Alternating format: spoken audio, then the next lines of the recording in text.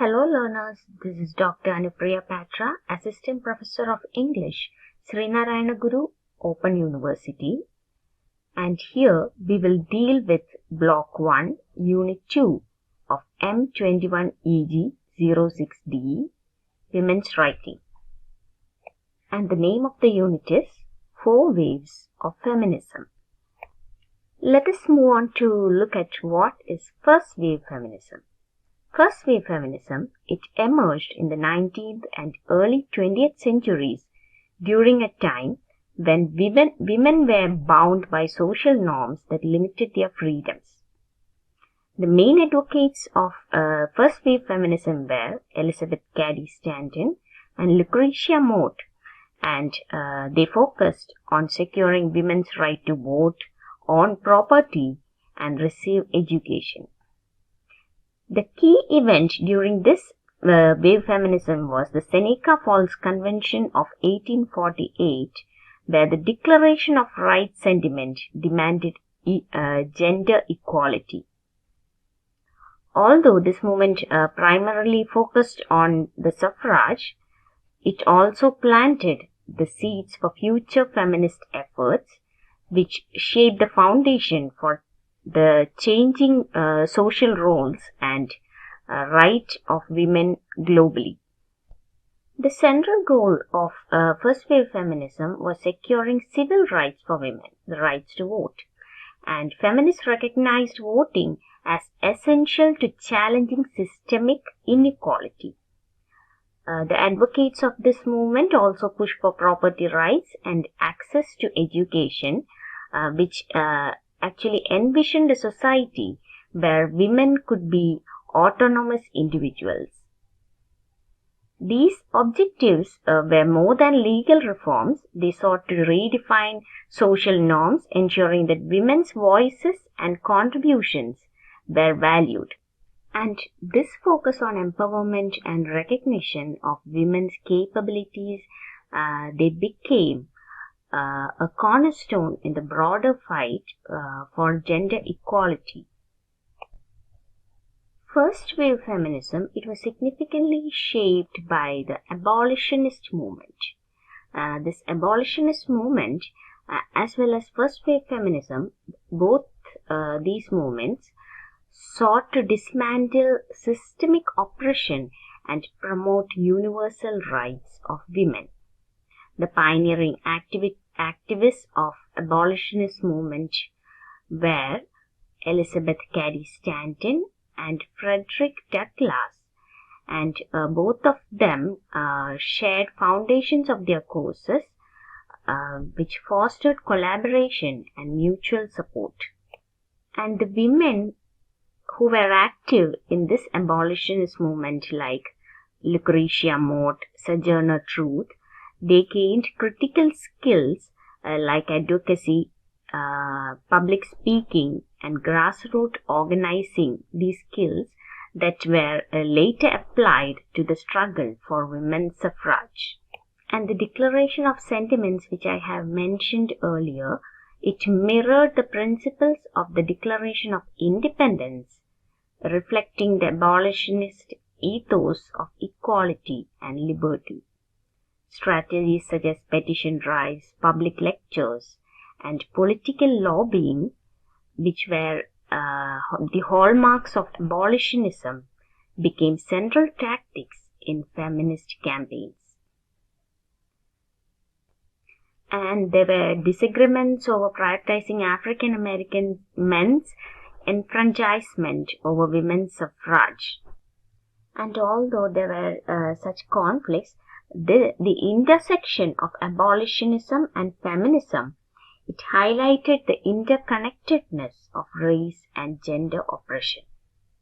And this alliance, it established a legacy of solidarity which inspired future feminist waves to adopt a more intersectional approach.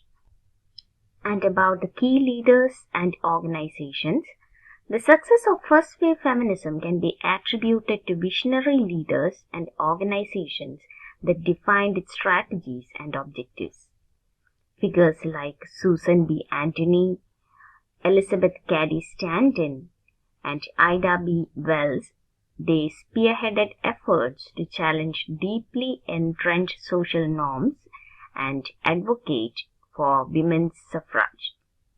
Anthony and Stanton, they co-founded the National Women's Suffrage Association, NWSA, which was a group dedicated to securing a federal amendment granting women the right to vote.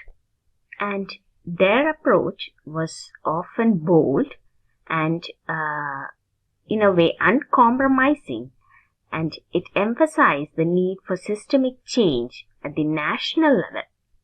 And in contrast to this was AWSA, the American Women Suffrage Association, which was led by Lucy Stone and Henry Blackwell. This association, it focused on a more general state-by-state approach to securing voting rights, while the NWSA was on national level. This was on state level. This divergence highlighted the movement's adaptability as leaders pursued multiple avenues toward achieving their shared goals. And here, prominent abolitionists like Frederick Douglass played a crucial role in supporting these efforts, bridging the struggles for racial and gender equality and fostering a broader coalition for justice. And the main thing is that these organizations and leaders, they not only achieved critical milestones such as the 19th Amendment, but also built a legacy of resilience and innovation. Their work laid the groundwork for subsequent feminist movements, inspiring generations to continue advocating equality and social reform. And next is about militant activism. Militant activism, it defined the British suffrage movement during the first wave feminism, and it was led by figures like Emmeline Pankhurst and her organization, the Women's Social and Political Union, WSPU. And what made this union? It was a result of the frustration by the slow progress of peaceful advocacy, and it adopted the motto, "Deeds, not words," and it used radical tactics to demand women's suffrage. And these strategies or tactics were hunger strikes, vandalism, and even acts of arson, which were designed to draw attention to the urgency of their cause and disrupt social complacency. One of the most notable figures associated with militant activism was Emily Davison, whose tragic death at the 1913 Epsom Derby became a symbol of the movement's determination. Davison stepped in front of the king's horse during the race, sacrificing her life to support the fight for equality. This dramatic act, along with other bold protests, polarized public opinion. Some admired the suffragettes' courage and resolve, while others criticized their methods as reckless and counterproductive.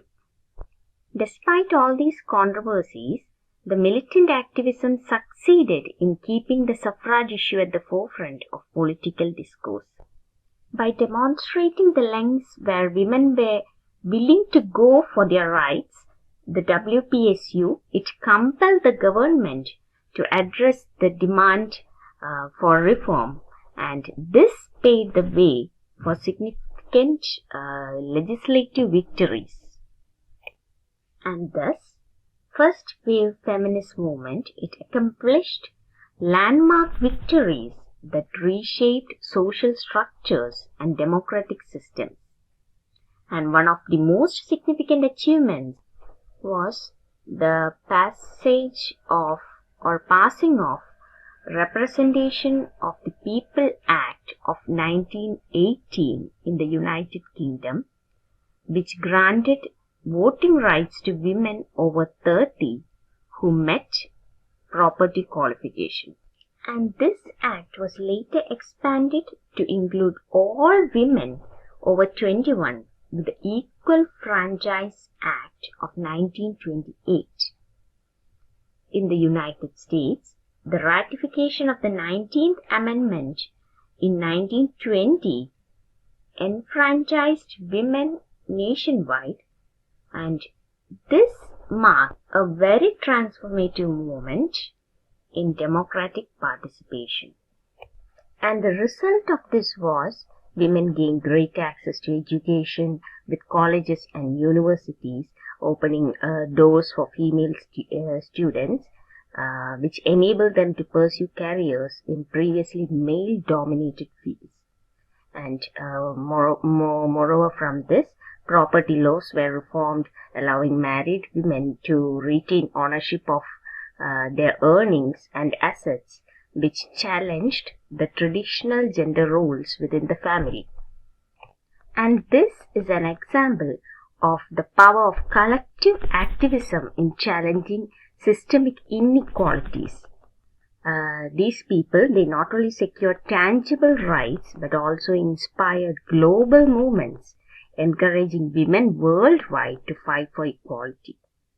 This era, it laid the foundation for subsequent feminist waves, proving that persistence and solidarity could create enduring social change. And when it comes to feminism, the most important person, one of the founding figures of modern feminist thought, is Mary Wollstonecraft. She is an advocate of women's rights, and her seminal work, A Vindication of the Rights of Women, which was published in 1972, it attacks the prevailing belief that women were naturally inferior to men. She argued that this perceived inferiority, it was not inherent, but rather a consequence of women's lack of access to education and career opportunities. She asserted that if given equal access to learning, women would achieve intellectual and personal autonomy, becoming capable contributors to the society. Her ideas were actually revolutionary during her time, and they called for systemic change in how women were perceived and educated. She advocated for co-education, equal moral expectations for men and women, and the acknowledgement of women as rational beings deserving the same rights as their male counterparts. And her work, A Vindication of the Rights of Women, very much influenced the feminists of the 19th century, including those leaders of the first wave feminism. They drew inspiration from the arguments for equality in their campaigns for suffrage and social reform. Thank you.